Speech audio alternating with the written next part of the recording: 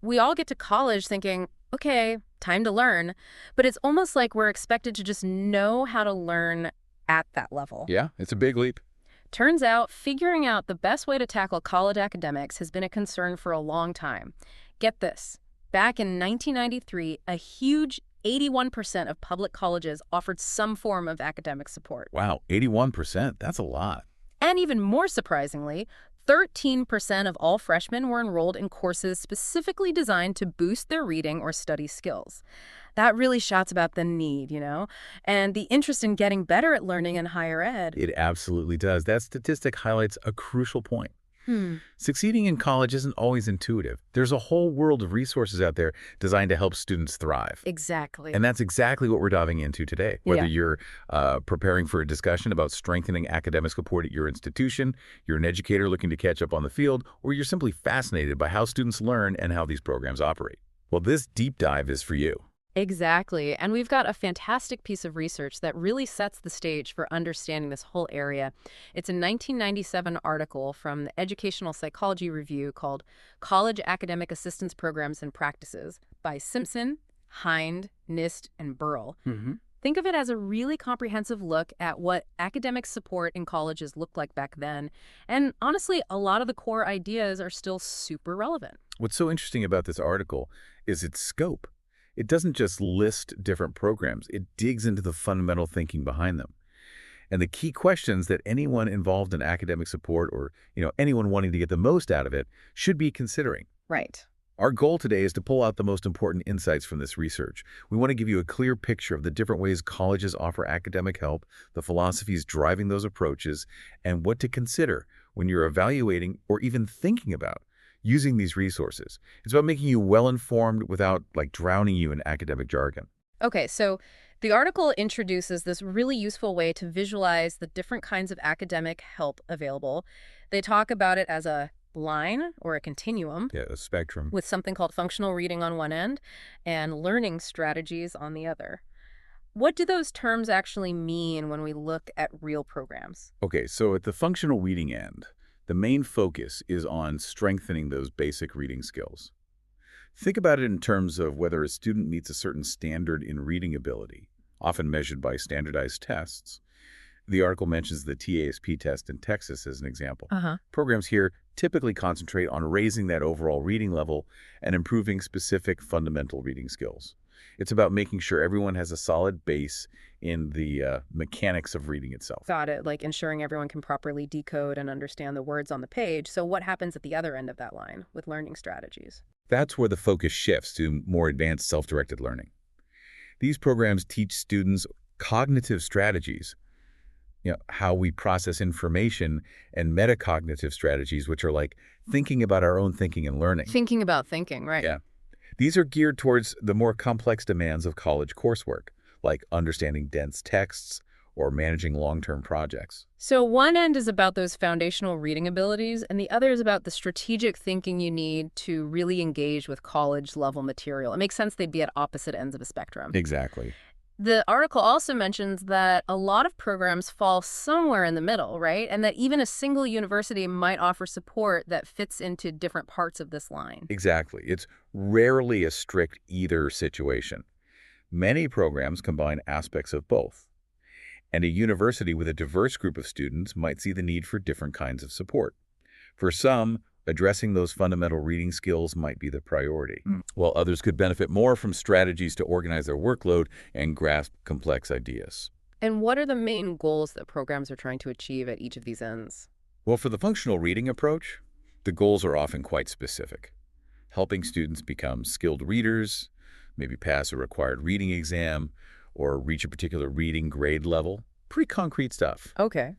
On the learning strategy side, the goals are broader and often linked to overall academic success, improving a student's GPA, helping them stay in college, retention, and developing that ability to learn effectively on their own, self-regulated learning. The article also touches on different ways of looking at students a deficit view compared to a developmental view. Can you break down that difference for us? Sure. The deficit view, which you often see in programs focused on functional reading, tends to see students as lacking certain essential skills, almost like something is missing that needs to be fixed.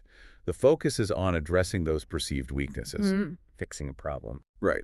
The developmental view, which aligns more with learning strategies, takes a different approach. It sees students as having existing knowledge and abilities that can be built upon and strengthened over time. It's less about what students don't have and more about nurturing their growth as learners. Yeah. It's a much more encouraging way to look at it, I think. That difference in perspective likely impacts how a program is designed and how students might feel about participating, doesn't it? Absolutely. It also mentions different ways colleges assess students to decide who might benefit, everything from standardized tests to looking at actual examples of student work. Precisely. The functional reading end often relies heavily on standardized reading tests, and sometimes even things like high school GPAs or SATAC scores to decide who needs support. Pretty numbers-driven. Right. On the learning strategy side, there's more of a trend towards looking at actual student work, like writing samples, as well as incorporating students' own reflections and interviews to get a deeper understanding of how they approach learning. More holistic. And what about the actual materials and teaching styles you might encounter in these different types of programs? In functional reading programs, you're more likely to see commercially produced workbooks, self-paced exercises, and computer programs that focus on those specific reading skills. Lots of drills, maybe. The teaching tends to be more direct, with the instructor leading the way. Okay. On the other hand, learning strategies programs often use real materials from students' other courses, their actual textbooks, for example, and might use textbooks specifically about learning strategies. The teaching methods are often more interactive, involving discussions, students working together, and even looking at real-world problems or case studies. And often there's a focus on how reading and writing can support learning together. That paints a really clear picture of the different philosophies in action. Now, the article then dives into what it calls 4 critical issues that all these academic assistance programs have to wrestle with. The first one is whether to teach general skills or skills that are specific to a particular subject. What's the thinking behind that debate? This is a really fundamental question. The generic approach focuses on teaching reading or thinking skills in a general way, separate to any specific subject, like learning how to find the main idea in any paragraph. Okay, like a universal tool. Right. The idea is that these are universal tools. The hope is that these skills will then transfer to different subjects. On the other hand, the embedded or content-specific approach emphasizes teaching these skills and strategies directly within the context of a particular subject. So, in a history class, you might learn how to analyze primary source documents, which is a specific reading skill tied to that subject. So one is teaching a skill in isolation, hoping it will be useful everywhere, and the other is teaching a skill that's directly relevant to understanding a specific topic. The article mentions research by Resnick supporting the embedded approach, but then also McKeechee, Pintrich, and Lin suggesting that general strategies can transfer. Sounds like there's no easy answer here. You're right, it's a classic debate. Resnick argued that learning skills within a specific subject gives students a clearer context for understanding how and why to use them. Makes sense, right? Yeah. But McKeechee and his colleagues propose that if you teach general thinking strategies effectively, students can learn to apply them across different areas. Then Alexander, in '92, offered a really balanced, mixed model, suggesting that you need both knowledge of the subject matter and knowledge of learning strategies to be successful. You can't really think deeply about something you don't understand at all, you know? That makes a lot of sense. You need some background knowledge to even know what questions to ask or what strategies might work. So what's the key takeaway here for academic assistance programs? Alexander's perspective really hits home. The article concludes that self-directed learning should ideally be taught in a realistic setting, connected to a specific course, so students can see exactly how these skills apply to what they're actually learning right then. Okay, makes sense. The second critical issue is how to encourage transfer. How do you get students to actually use the strategies they learn in one place, in their other courses, and in new situations? It sounds like this is a major hurdle. It absolutely is a huge one. Research consistently shows that students don't automatically take a strategy they've learned in one setting and use it effectively somewhere else. It just doesn't click sometimes. Yeah, I can see that. For transfer to happen, the article points out that students need 3 kinds of knowledge: declarative knowledge, knowing what the strategy is; procedural knowledge, knowing how to use it; and crucially, conditional knowledge, knowing when and where to use it. Okay, what, how, and when, where? Exactly. Think of it like learning to use a screwdriver. You know what it is, you know how to turn it. But conditional knowledge is knowing when to use a Phillips head versus a flathead understanding which situation calls for which tool. Ah, good analogy. That conditional knowledge is key for students to look at a new assignment and figure out the right approach. Without it, the strategy might just sit in their mental toolbox unused. So it's not enough just to know about a strategy. You have to know how to use it and when it's actually going to be helpful in a new situation. What else makes transfer difficult? Well, students also need to see the value in using a new strategy, especially if it means moving away from their usual, comfortable, even if less effective, habits. Like just trying to memorize everything, that's a hard habit to break. Oh, yeah. Rote memorization feels safe sometimes. It does. And they need to learn that they might need to tweak or modify a strategy slightly to fit a new task. Strategies aren't always one size fits all. So how can academic assistance programs actually help students bridge this gap and transfer what they're learning? The article suggests a few important things. Giving students a variety of assignments and texts from different subjects helps them see how broadly a strategy can be applied. Practice across contexts. Mm-hmm. It's also really important to actively show students the benefits of using new strategies, like demonstrate how it leads to better understanding or better grades. Make it concrete. Prove it works. Exactly. And finally, programs should work to change students' underlying beliefs about learning, helping them move beyond the idea that it's just about remembering facts. Students who think learning is quick and easy often don't see the need for more thoughtful, strategic approaches. Addressing those mindsets is key. The third critical issue is the role of the specific task and the learning environment. How does understanding what's expected in a particular course influence how students approach their learning? This is all about recognizing that different courses have different demands, right? What works in Sociology 101 might not be the best approach in organic chemistry. Definitely not. A student's understanding of the academic tasks in a course, things like the types of assignments, how the professor grades, the way lectures are structured, the kinds of exams directly shapes what they aim to achieve, and the learning strategies they choose to use. They need to develop the ability to really analyze these course characteristics, become academic detectives almost. Academic detectives, I like that. It's like learning the unspoken rules of each individual class. The article mentions things like how the instructor grades and the kinds of tests or projects they use. Exactly. And crucially, the article points out that a student's understanding of a course needs to match the instructor's expectations. When those perceptions don't align, that's often where students struggle. Big time. Yeah, that misalignment sounds like a recipe for frustration. It is. So academic assistance programs can play a vital role in helping students develop this ability to think critically about the demands of their courses. While programs embedded within a specific subject have a natural advantage here, instructors in all programs need to create opportunities for students to analyze tasks in various situations, maybe using hypothetical scenarios or examples from different disciplines. The final critical issue is the role of motivation in becoming a self-directed learner. It's not just about having the skills, the skill part. You also have to have the desire and the drive to use them, the will part. Absolutely. Skill and will. The article emphasizes that being a self-regulated learner involves managing not just the thinking and learning processes, but also your own motivation. This includes things like having confidence in your abilities, self-efficacy, setting learning goals for yourself, and staying focused despite distractions. It's about having both the skill and the will.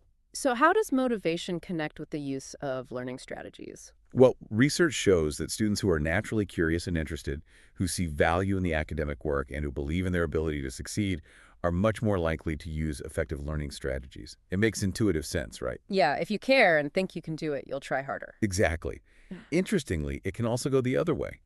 When students use strategies successfully and see positive results, it can boost their confidence and motivation. It's a positive feedback loop. Oh, nice. Success breeds success. Sort of. But the article also highlights a common problem. Many students blame failures on things outside their control. The test was unfair. Or believe they simply lack a fixed ability. I'm just bad at math. This can make them less likely to try different strategies. Why bother if you think it won't help anyway? That's a really important insight, that mindset issue. How can academic assistance programs address this motivational aspect? The article suggests that programs need to explore students' beliefs about themselves as learners and their ideas about what learning and knowledge actually are. What do they think it means to learn? More importantly, they should weave motivational strategies into their teaching alongside the cognitive and metacognitive ones. Don't just teach the strategy, teach why it's worth doing, and help build the confidence to use it.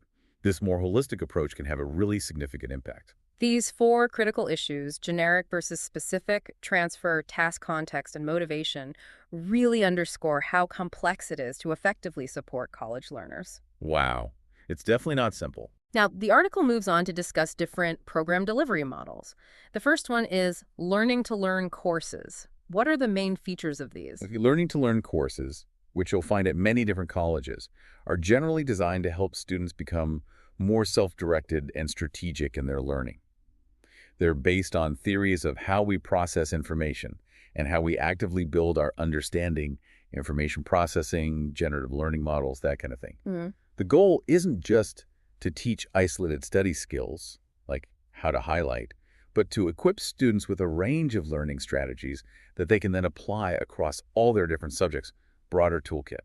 So they're different from traditional study skills workshops then. In what ways? The key difference is that learning to learn courses are typically rooted in learning theory, whereas traditional study skills workshops often have a more practical, less theoretical focus, maybe just tips and tricks. Yeah. They also tend to operate from that developmental perspective we talked about earlier, building on students' existing knowledge. And they're usually elective, meaning students choose to take them, rather than being required for admission. The article mentions some early examples of these courses at universities like Michigan, Texas, and Texas Christian. What were some of the key things those programs focused on? Yeah, some pioneers there.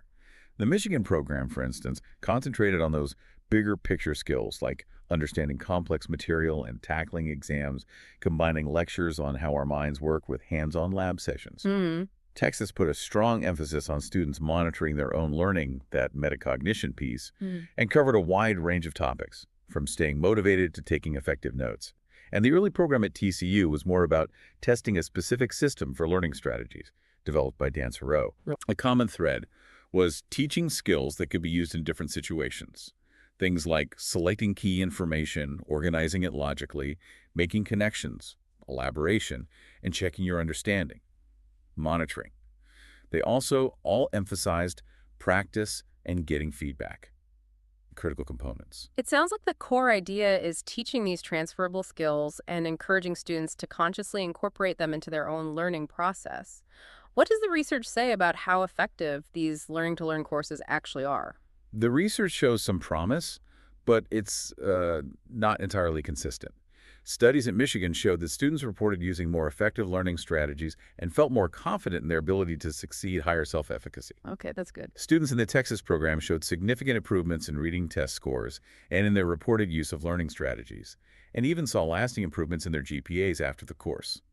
TCU found that students who received strategy training performed better on tests and had more positive learning habits. So some positive results there. Yes, but some research has suggested that students who already have stronger foundational skills might benefit the most from these types of courses. What's sometimes called the Matthew effect. The rich get richer. Ah, right. So maybe not equally effective for everyone who takes them. Potentially. So overall, it seems like these courses can be valuable. But the article also points out that we need more research, especially on how well these skills transfer to the long term and to different academic tasks. Does it stick? Does it work in history and chemistry? Right. Those are the big questions. Exactly. And it also highlights the need to better integrate motivational aspects into how these courses are designed and studied, rather than focusing solely on the thinking and learning processes. Back to that skill and will idea. The next program model is supplemental instruction, SI, or paired courses. This sounds interesting because it focuses on courses that tend to be difficult rather than on students who are seen as needing extra help. What's the idea behind that? Yeah, SI is a really influential model, developed by Deanna Martin at the University of Missouri, Kansas City back in the 70s. The main idea is to provide extra support in courses where a lot of students typically struggle those high-risk courses, not high-risk students. Okay, subtle but important distinction. Very important. By targeting the course itself, it helps to avoid any stigma that might be attached to remedial programs. It's usually designed to help students develop their skills, developmental, and is often offered as an elective. The main goals are pretty clear. Help students get better grades in those specific tough courses, reduce the number of students who drop out, attrition, and ultimately increase graduation rates. How does SI actually work? Who are the key people involved? There are generally three key roles. First, an SI supervisor who oversees the program. Second, the professor teaching the regular course they need to be on board. And third, the SI leader. The SI leader. Who's that? Usually a student who's done well in that specific course before. A model student, essentially. The SI leader attends all the lectures again, does the assigned readings, and then leads weekly SI sessions. These sessions focus on helping students understand the course material and develop effective ways to study specifically for that course. It's very course-specific help. The article mentions some variations on this model, like adjunct seminars at the University of Georgia and Georgia State University. How are those different from the original SI idea? Right, adaptations happen. At UGA, the adjunct seminars are linked to large lecture classes. The instructor of the seminar also attends the main lectures and then meets with interested students to discuss learning strategies specifically relevant to that course and that professor's teaching style. Very embedded. Ah, even more tailored. Yeah. The Georgia State model mentioned is a bit different. It paired an SI-like component with a required course on improving reading skills for first-year students. The aim there was to provide strategies that could be used across different sections of a history course, trying to get a bit more transfer maybe. So the core thinking behind SI is really this embedded curriculum model, where learning strategies are taught directly within the context of a specific course. What are the main advantages and disadvantages of that approach? The big advantage is the direct relevance. Students are learning skills that are immediately applicable to the material they're studying right now. Makes it feel useful. Yeah, immediate payoff. Research often shows that SI is effective in improving grades and helping students stay enrolled in those targeted courses. Pretty consistently positive results there.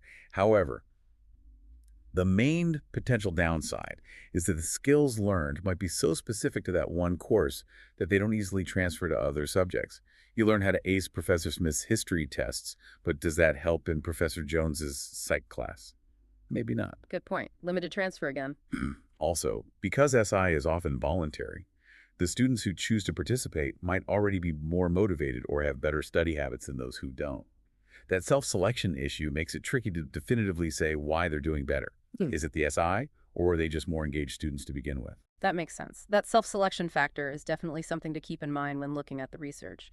The Georgia State example, where it was required, gives a more interesting picture, even if the outcomes weren't quite as dramatic as in voluntary programs. Right, comparing voluntary versus mandatory participation is really informative. It sounds like more research is needed on the long-term effects and on understanding which students benefit the most. Absolutely. And the article notes a need for synthesizing national data to get a bigger picture. Definitely. Seeing the patterns across many institutions would be very valuable. Okay, the third program model is required programs for underprepared students. This includes a few different formats, starting with summer interventions or bridge programs. What's the main goal of these programs? These programs are designed for students who have been admitted to college but have been identified, usually through test scores or high school records, as needing extra preparation in areas like reading, writing, and study skills. They typically happen during the summer between high school graduation and the start of their first year of college. The goal is basically to help these students get better prepared for the academic demands of college before they even start. Give them a running start. And how do these bridge programs usually work? What kind of instruction do they offer? They often involve taking focused courses, getting individual tutoring, and sometimes even living on campus together and participating in organized social and academic activities. Building a cohort feel. Placement in these programs is usually based on things like their high school grades and scores on standardized placement tests. Often, students need to show that they've reached a certain level of skill, demonstrate proficiency, in these bridge courses before they can fully enroll in their regular college classes in the fall. It's like a conditional entry sometimes. What about the underlying approach of these programs? Do they tend to focus on those general skills we talked about earlier, or are they more focused on specific subject areas? It could vary quite a bit. Some programs, like the example the article gives of pairing biology with writing instruction, try to integrate the skill development with specific academic content. Which makes sense, right? Connect it. Yeah, seems better. However, many are more standalone and focus on more general skills. One of the challenges with these programs is that there can be a gap between when students learn these strategies in the summer and when they actually need to apply them in their regular college courses in the fall or later. That time lag can make transfer more difficult. Right, the relevance isn't immediate. Plus, it's hard to prepare students for the specific demands of courses they haven't even taken yet. You're teaching skills in a vacuum to some extent. What does the research say about how effective these summer bridge programs are? Research suggests that the most successful programs are the ones that help students connect with both the academic and the social aspects of college life. It seems really important to address both the learning skills and students' sense of belonging and confidence, make them feel like they can succeed and do belong there. That academic and social integration seems key. Very much so. Some studies have shown that students who participate in bridge programs have higher rates of staying in college, retention, and better GPAs down the line. However, there can also be a stigma associated with being required to be in these programs, so that's something institutions need to be really aware of and try to mitigate. Another type of required program mentioned is developmental education programs and courses. How are these different from the summer bridge programs? These are typically programs or courses that students are required to take during their first year or semester of college, often if they score below a certain level on placement exams taken right before they start. The term developmental is used to suggest that they aim to build upon students' current skills rather than just trying to fix deficits. Remember that developmental versus deficit distinction. Right. More positive framing. Supposedly. Yeah. Though how it plays out in practice can vary. These programs are very, very common across all types of colleges. And what kind of instruction do students usually receive in these developmental programs? Again, it varies quite a bit. Some focus on study strategies, while others concentrate on specific reading and writing skills. Unfortunately, the article points out that many developmental reading courses in particular tend to rely heavily on commercially produced materials, workbooks, software that focus on practicing isolated skills, like finding the main idea in short paragraphs. Skills in isolation again. Yeah, often without a strong connection to the actual complex tasks and longer readings students will face in their other college coursework. Limited focus on task analysis or transfer. The research on developmental education seems to be somewhat mixed, according to the article. That's right, it's a contentious area. Some earlier studies reported fairly high rates of students not succeeding in these courses, which led to a lot of criticism. Later research suggested that underprepared students could succeed with the right kind of support. Reviews of multiple studies, meta-analyses, have shown some small positive effects overall, but there hasn't been consistent evidence of a strong impact on students' GPAs or long-term success. Why the mixed results, do you think? Well, the fact that some of these courses might not be very clearly defined or consistently taught could be a factor. Developmental reading can mean very different things at different places. Plus, the student populations are complex. The third format under this required programs category is individualized instructional labs. What are these all about? These labs typically focus on improving those fundamental reading skills, identifying main ideas, increasing reading speed, building vocabulary using materials that students work through at their own pace. Usually self-paced, mastery-oriented stuff. Okay, self-paced? They're often staffed by instructors and sometimes peer tutors. Students are usually placed in these labs based on criteria like their scores on standardized tests, and have to demonstrate a certain level of proficiency, pass a test basically to complete the program, and exit the lab. It's often a more traditional deficit-focused model, trying to fix specific skill gaps. And what's the research like for these individualized labs? The research on these labs tends to be a bit more positive, actually, at least in terms of skill gains. They often show that students do make gains in their learning, especially those who started with weaker skills. The structure, the self-pacing, the focus on mastering specific skills with regular quizzes and feedback seems to be effective for achieving those narrow goals. What? I sense a but. But these labs have been criticized for being too narrow in their focus. They might improve discrete skills, but they often don't do enough to develop critical thinking, analysis, or the ability to handle complex, college-level texts and tasks.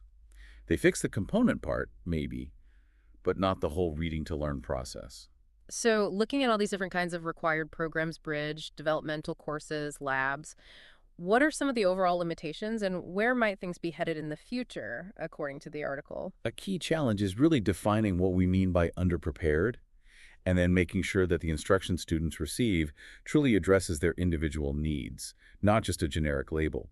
It's also really important to think about students' feelings, the affective dimension, and the potential stigma associated with being required to be in these programs. Right, the emotional side. The most promising programs seem to offer frequent feedback, opportunities for students to learn together, collaborative learning, and more meaningful ways to assess whether the skills are actually transferring to their other coursework. We also need more in-depth research, maybe qualitative studies that look at students' experiences and the broader social and institutional context of college readiness. It's not just about the student, it's about the system too. The next program model is approaches integrating reading and writing. This sounds like it's based on the idea that writing isn't just something you do to show what you've learned, but it can actually help you learn in the first place. Exactly. The writing to learn philosophy. It has been around for quite a while, connected to movements like process writing and writing across the curriculum.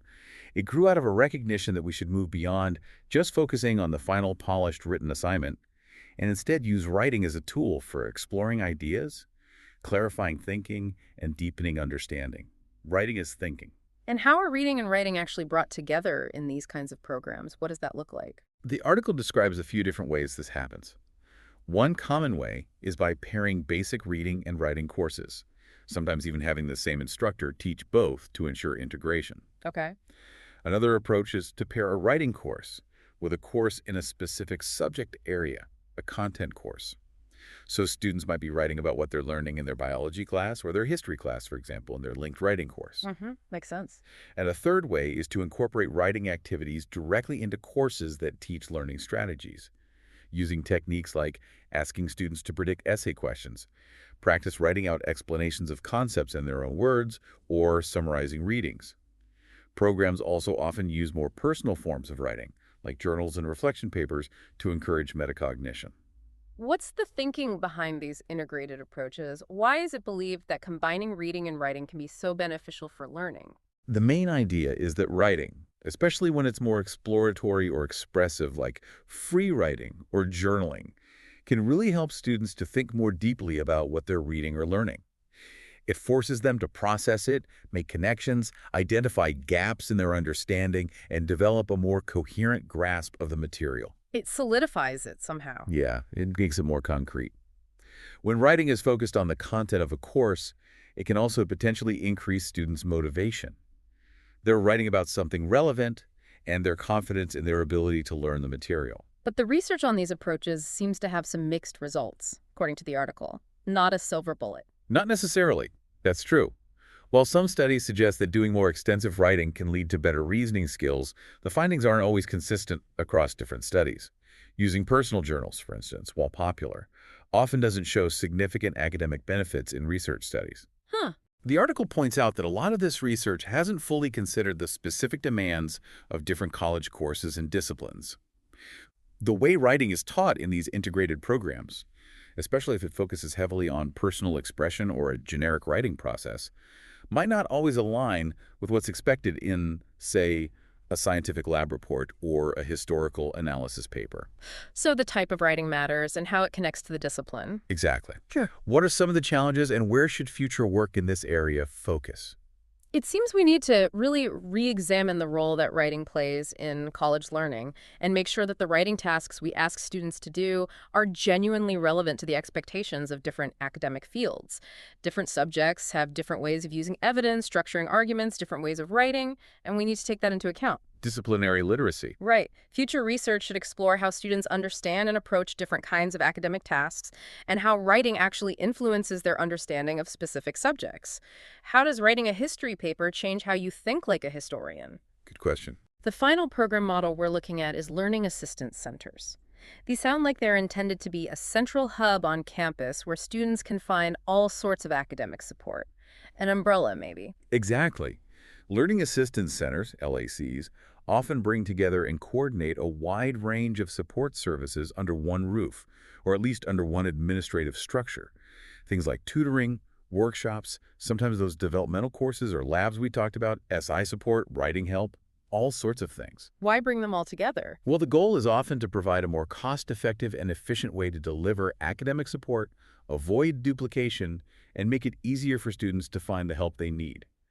They've been around for a long time and really grew in popularity after colleges started adopting more open admissions policies in the 1960s and needed ways to support more diverse student body. And what kinds of specific services might a student typically find at a learning assistance center? It sounds like it could be a lot. The services can be quite broad, yeah. The article lists things like diagnostic testing to identify areas where a student might need help, short workshops on specific skills, like time management or test taking, individual and group tutoring, supplemental instruction linked to specific courses, training to improve reading speed, academic counseling, help with basic skills, support for general study skills, services specifically for students with learning disabilities, and even resources for faculty and staff development related to teaching and learning. A real menu of options. How do students usually get involved with learning assistance centers? Is it typically required, or do students usually seek out their services on their own? It can be a mix of both, really. Students who are identified as potentially needing extra support based on placement test scores or their early academic history might be required to use certain center services or strongly referred by their advisors. But many students also choose to use the services voluntarily because they recognize they could benefit from some extra help in a particular course or with a specific skill, like going for tutoring before a big exam. Whether there are specific requirements often depends on the individual student situation and how they came to be connected with the center. What's the underlying philosophy of learning assistance centers? It sounds like their approach might vary quite a bit depending on the institution. It does vary a lot. Their approach is shaped by a number of factors: the academic expectations and culture of the college, the resources that are available, budget, any political pressures to improve student success rates and retention, and the prevailing educational theories about how students learn best that are influential at that time or on that campus. So very context dependent. Very. For example, the article notes there was a time when the idea of students mastering specific skills at their own pace, using program materials, mastery learning, was a popular model in these centers. Now there's often more of a move towards more holistic, collaborative, and interactive teaching methods. They evolve. And what does the research say about how effective learning assistance centers are in helping students? Is it hard to evaluate something so multifaceted? It is hard. The research in this area is somewhat limited, as the article notes, and often more focused on describing what centers do rather than rigorously evaluating their impact. A lot of evaluations rely on student satisfaction surveys. Did you like the tutoring? Yeah. Would tend to be positive, but don't necessarily prove learning gains. Right, satisfaction isn't the same as effectiveness. Exactly. More in-depth studies sometimes compare the academic performance, like GPA, of students who use the centers with those who don't, trying to control for pre-existing differences. For example, a study mentioned from Berkeley found no significant difference in GPA between students who used their learning center and those who didn't, even though the users had lower SAT scores when they started college. Oh, so that suggests the center was helping them catch up or keep up? Precisely. It suggests the center was having a positive compensatory effect. The researchers attributed it to factors like reduced stigma associated with seeking help at the center, a sense of community among students who use the center, and opportunities for collaborative learning within the center's programs. So learning assistance centers have the potential to be really beneficial, offering tailored support. But the article also points out some potential downsides, like the risk of students who use them feeling somewhat isolated from the main academic life of the college if the center is seen as separate or only for struggling students. That's a really important point. Stigma again. And if a center focuses too narrowly on teaching basic skills in isolation, it might not effectively help students transfer those skills to their actual coursework. Back to the transfer problem. Right. The article highlights that successful learning assistance centers tend to have certain characteristics: careful planning based on actual student needs, strong support from the college administration, adequate funding, always key, qualified and well-trained staff, effective teaching that includes individual attention and feedback, a focus on students' emotional and motivational needs, not just cognitive, accurate ways of assessing student progress, and regular meaningful evaluation of the program itself. A whole ecosystem needs to work. That's a great list. It sounds like there's definitely a need for more thorough research in this area, maybe using more sophisticated designs. Absolutely.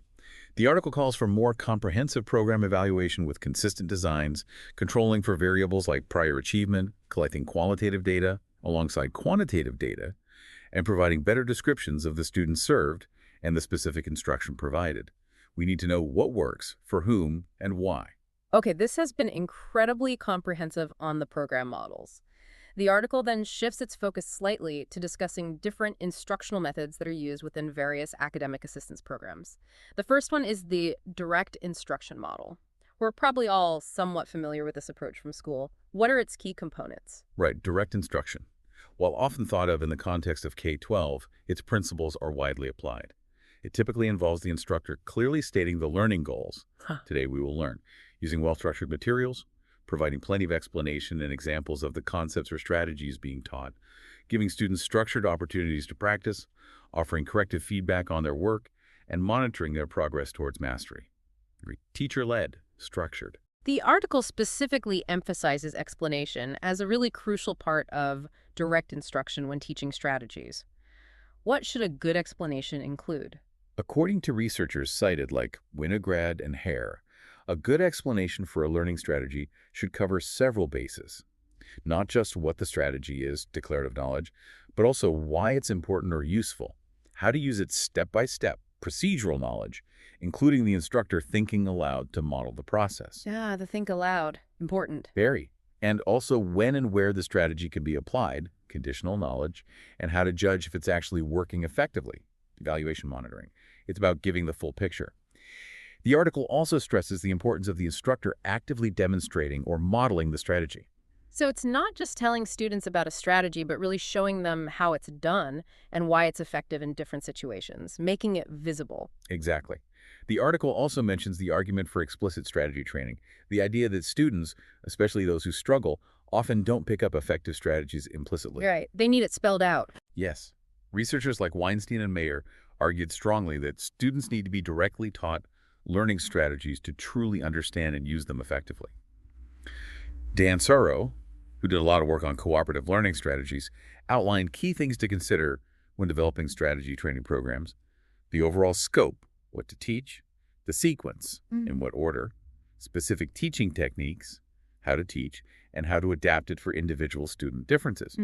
Interestingly, the article points out that some earlier research on strategy instruction sometimes didn't involve very extensive or robust training, which might have limited the positive results found.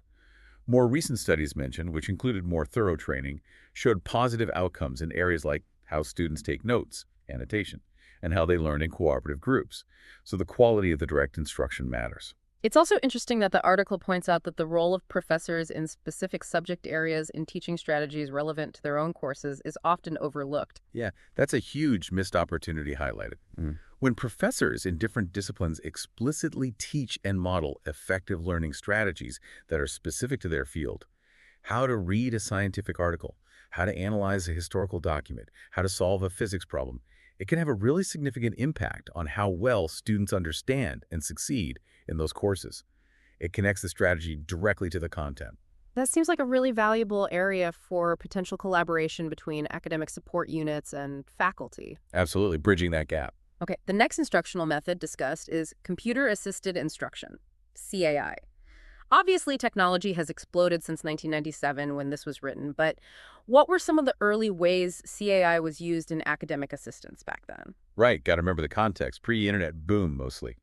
Back then, CAI and academic assistance was primarily used for things like helping students improve their reading speed reading programs were big, and teaching basic reading skills, like comprehension drills and vocabulary building. The article mentions the Evelyn Wood Dynamic Reader as an example. I remember those. Yeah. Some early research compared learning basic reading skills with computers to traditional methods and found that computers could often achieve similar results, sometimes in less time. Efficiency was a big selling point. The article also mentions that some programs started to focus on teaching learning strategies using computers in the 80s and 90s. How did that work? Yes, innovation was happening. Programs emerged to help students with skills like summarizing information, taking effective notes using frameworks, and understanding key concepts in subjects like biology and psychology, sometimes using interactive elements. Some even used early computer networks, pre-web, to allow students and instructors to communicate about assignments and feedback. Early online learning attempts. Sort of, yeah. The potential benefits that were highlighted included things like making it easier to move from teaching general skills to applying them in specific subjects, maybe embedding strategy practice within content software, helping students understand what a task requires through interactive simulations, and potentially even increasing student motivation through the novelty or game-like aspects of some software. What did the broader research on CAI at that time generally show in terms of effectiveness? Reviews of multiple studies, meta-analyses by Kulik and Kulik are mentioned, suggested that CAI had small but positive effects on how students performed on tests immediately following the instruction, compared to traditional methods. Programs that presented whole texts seemed to work best under certain conditions. So, modest benefits. Modest, yeah. Studies also indicated other potential benefits, like students taking less time to complete tasks and sometimes reporting more positive attitudes towards a learning process when using computers. Of course, the article prophetically emphasizes that we needed and still need ongoing research into the complex, contextualized social and cognitive ways that technology affects student learning and motivation, especially in relation to how they understand different academic subjects and disciplines. That's even more true today. Absolutely. The potential of the internet and sophisticated software mentioned then seems almost quaint now, but the core questions about impact remain. For sure. How does using these tools change how students think and learn? We're still figuring that out. The third instructional method is peer learning, which includes things like learning cells, dyadic learning, and reciprocal teaching. What are the common features of these approaches where students learn from each other? The key shared elements, as the article defines them, are you have two or more students studying together. They have relatively equal roles in the learning process. It's not just one person designated as the teacher tutoring the other, Yeah. and that having a dialogue or conversation between them is really essential for the learning to happen effectively. Interaction is key. Okay, let's take a closer look at those. First, learning cells and dyadic learning. How do these work in practice? Okay, learning cells, based on Goldschmidt's work, typically involve students preparing questions on a reading assignment beforehand and then meeting with a partner to take turns asking and answering those questions, kind of quizzing each other. Research at the time suggested this could lead to better performance on tests covering the material. Simple but effective, maybe. Potentially. Dyadic cooperative learning, associated with Dansereau's research, involves pairs of students taking turns in specific roles. One student acts as the recaller, summarizing the material they just learned, while the other acts as the listener facilitator, providing feedback, asking clarifying questions, and helping the recaller elaborate on the ideas. Then they switch roles. More structured roles there. Yes. Research on this method generally showed improved recall of information and better transfer of the targeted learning processes, like summarizing or elaborating. However, the effects on students' ability to think about their own thinking, their metacognition, were less clear. Also, interestingly, the effectiveness of these pairs could sometimes depend on the student's individual cognitive styles. Some pairings worked better than others. Compatibility matters. Seems so. Both methods, learning cells and dyadic learning, encourage students to actively process and elaborate on the information, which is generally good for learning. But, as the article notes, dyadic learning might sometimes focus a bit more heavily on just recalling the content itself, rather than the broader learning process or strategies involved. The other peer learning method mentioned is reciprocal teaching. This one sounds a bit more structured again, with specific strategies involved. It is. Reciprocal teaching, famously developed by Palinksar and Brown primarily for younger, struggling readers, but adapted for others, focuses on teaching students 4 specific comprehension-fostering strategies: asking questions about the text, summarizing sections, clarifying confusing parts or words, and predicting what might come next. The Fab Four. Exactly. Initially, the teacher models how to use these strategies during a group discussion of a text. Then, gradually, the students take on more and more responsibility for leading the dialogue, using those 4 strategies to guide their collective understanding of the reading. The teacher becomes more of a facilitator. So a gradual release of responsibility. Precisely. A review by Rosenschein and Meister mentioned in the article indicated that reciprocal teaching was generally significantly superior to other methods on tests designed by the researchers themselves to measure comprehension based on the text used during instruction. However, the results on standardized reading comprehension tests were less consistently strong. Why the difference? Maybe the experimenter tests were more closely aligned with the specific strategies taught, while standardized tests measure a broader range of reading skills. There hadn't been as much research on using reciprocal teaching with college students at that time, but a couple of studies mentioned showed mixed results, one positive, one showing no significant difference. So promising, but needs more college-level research. Yeah. A key benefit highlighted is that it gives students a concrete package of strategies they can use to actively engage with any kind of reading material in any content area. But the article calls for more research at the college level, especially focusing on whether students actually transfer these strategies to their independent reading. The final instructional method discussed is inductive approaches focusing on cases or problems. How are these different from the more direct or deductive models we've been talking about? Inductive approaches flip the script, basically. Instead of the instructor directly teaching concepts or strategies first, deductive rule to example, Students work through specific examples, cases, or problem scenarios, and the idea is that they will discover or induce the underlying concepts or effective strategies for themselves through that process, inductive example to rule. Learning by doing and figuring it out. Exactly.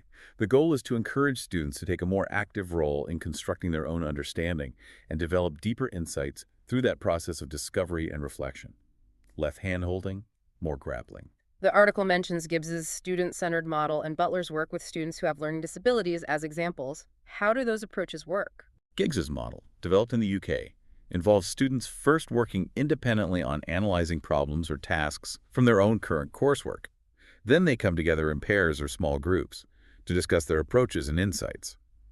Finally, there's a whole class discussion facilitated by the instructor, focusing on the process of learning and problem solving, not just the answers. The emphasis is really on students understanding and taking ownership of their own learning processes and even their beliefs about knowledge. Epistemology. Very reflective. Yes. Research on this is often qualitative, looking at students' experiences and changes in perspective. Butler's work, done at the University of British Columbia with students with learning disabilities, is also very student-centered and individualized. Students choose academic tasks that are important and challenging for them, and the instructor provides tailored support and guidance to help them analyze the task, set goals, choose strategies, and monitor their progress. So highly personalized. Extremely. Research on this approach, often based on detailed case studies, suggests that it can lead to improved academic performance, greater self-awareness about their learning strengths and weaknesses, metacognitive knowledge, and the development of strategies that students learn to adapt and use across different contexts. Again, focused on empowering the student. It sounds like these inductive methods have a lot of potential for fostering deep learning and self-regulation. What does the article say about research needs here? The article points out that while these approaches are theoretically appealing, we need more research on these inductive methodologies. Particularly, studies are needed to look systematically at their impact on the transfer of learning to new situations, and how these approaches affect students' beliefs about the usefulness and applicability of different learning strategies. Do they really internalize the strategies better this way? Okay, that covers the instructional methods. This has been an incredibly comprehensive look at so many different facets of college academic assistance. The article then moves on to propose a research agenda. What are some of the key characteristics of effective research in this field that they highlight moving forward? They emphasize several important points for future research. First, it should tackle unanswered questions, really building on the existing knowledge base and theory rather than just replicating old studies or describing programs without analysis. Push the field forward. Makes sense. Second, it should include both descriptive studies, what's actually happening in classrooms and support centers, and experimental studies. Does this specific intervention work? And ideally, these should be longitudinal studies conducted over time in naturalistic college settings, not just quick lab experiments. Real world, real time. Third, research needs to investigate long-term effects on both strategy transfer and broader academic achievement outcomes, like GPA and retention.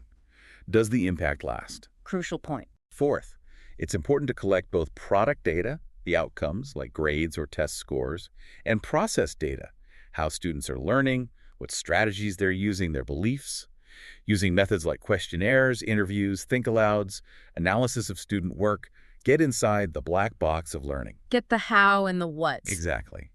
And finally, they strongly recommend seeking linkages and collaborations across disciplines: psychology, education, counseling, reading, writing specialists. This is a complex problem that needs multiple perspectives. Break down the silos. The article also lays out a recommended research agenda with 3 key questions that seemed particularly pressing back in '97. What are those fundamental areas they suggest future research should focus on? Right, they pinpoint 3 crucial areas. The first key question is the need for more studies that really analyze and describe the kinds of academic tasks and learning situations that college students actually encounter in their regular content coursework across different disciplines. What does it really mean to study for a history exam versus write a lab report? We need a better map of the terrain. They suggest using methods like questionnaires, interviews with students and faculty, classroom observations, and analysis, of course, documents, syllabi, assignments, to get a rich picture. Building that foundational understanding of the demands. Exactly. Without that, how can support programs be truly relevant? The second key question focuses on getting a deeper, more nuanced understanding of the factors that actually facilitate or hinder the transfer of learning strategies to new contexts. And importantly, how students learn to modify or adapt strategies to fit different tasks and subjects. They advocate for qualitative case study methodologies here, following students over time to get in-depth information. Really digging into that transfer mechanism. Yes. And the third key area involves continued investigation of the powerful influences of motivation and students' personal beliefs about knowledge and learning, their epistemologies, on their strategy choices and their development as independent, self-regulated learners. Yeah.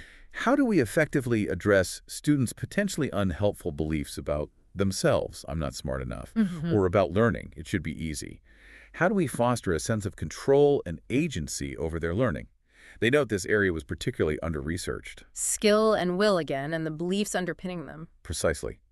The article argues that answering these three fundamental questions will provide a much stronger foundation for academic assistance programs to determine appropriate goals, plan effective curricula, and select valid and meaningful ways to evaluate their impact. Finally, the article offers some really practical suggestions for college students seeking academic assistance. These are framed as questions that students themselves should ask when considering using tutoring, a learning center, or a specific course. What are some of the most important questions they recommend students ask? This is great actionable advice they suggest students should ask. 1. What are the program's goals? Both short-term, passing this test, and long-term, becoming a self-regulated learner. Is the emphasis on deep learning or just getting by? Good first question. 2. How long has the program existed? Does it have a track record? 3. How is the program evaluated? What kind of data do they collect? GPA, student feedback, strategy use, and what do those results indicate about its effectiveness? Do they know if it works? I mean, add evidence. Yes. 4. Are student opinions collected? And importantly, are former students available to talk to about their experiences? Get the inside scoop. 5. What is the program's image or reputation on campus among faculty, advisors, and administrators? Do knowledgeable people respect it? Is it well integrated or seen as peripheral? Campus perception matters. 6. Are the instructors full-time professionals with expertise in this area?